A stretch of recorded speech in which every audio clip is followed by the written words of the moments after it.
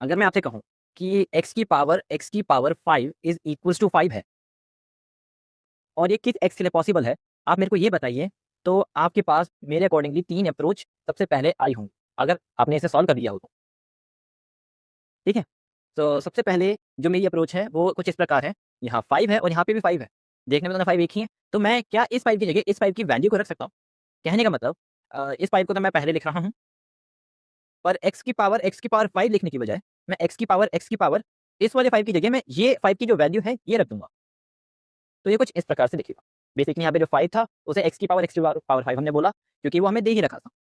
अब आगे बात करें तो हम इसे आगे से कंटिन्यू कर सकते हैं। यहाँ पे 5 को बार-बार आप रिप्लेस करते रहें। आपको मिलेगा 5 इज़ इक्वल्स टू x की पावर ये एक इन्फिनिट पावर टावर बन जाएगा। और अगर मैं इस x को हाइड कर दूँ तो आपको पता चलेगा कि अरे! ये तो वापस अपना 5 ही है। तो 5 इज़ इक्वल्स टू x की पावर 5 आ जाएगा। ठीक है? और क्योंकि अभी हम रियल वर्ल्ड की बात कर रहे हैं, यहाँ पे x की वैल्यू आपको मिलेगी फिफ्थ रूट ऑफ 5। तो ये मेरी पहली अप्रोच थी। दूसरी अप्रोच मेरी ये कहती है कि आप ना दोनों तरफ पावर 5 ले लीजिए। तो x की पावर 5 की पावर 5 इज़ इक्वल्स टू 5 की पावर 5। मैं कह रहा हूँ कि एक्सपोनेंट्स को मल्टीप्लाई कर सकते हैं, बिल्कुल कर सकते हैं। तो 5 x की पावर 5 आ जाएगा इज़ इक्वल्स टू 5 की पावर 5। अब जैसे हमने यहाँ से यहाँ है ना, इसको x की पावर 5 मैं ऐसे लिख सकता हूँ, x की पावर 5 की पावर x की पावर 5 क्योंकि ये दोनों मल्टीप्लाई ही करने वाले हैं। और यहाँ पे 5 की पावर 5 है ही। तो ज़रा देखो, same number to the power same number is equals to same number to the power same number. x की पावर 5 इज़ इक्वल्स टू 5 जो कि हमें वापस इस रिजल्ट पे ले आ रहे।